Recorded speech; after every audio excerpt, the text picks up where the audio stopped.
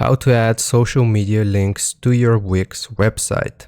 It is super easy. All you have to do is click on the Add Elements button from the left hand side.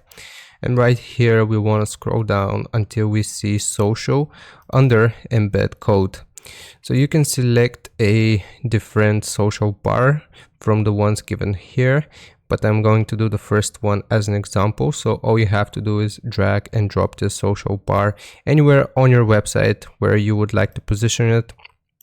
And then you will see this option to set social links. Once we click on it, then we can add different links. We can also replace the icons for Instagram, Facebook, Twitter. Now it's X, so you might want to replace this. But basically, if you want to set the different links, you have to click on this link button right here.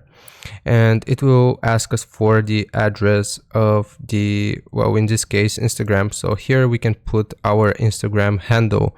So for example, Ned, and then you click on done. And now if people click on your social media link, in this case, if we confirm it, and now if people click on our social media link for Instagram, it will actually lead them to our own Instagram.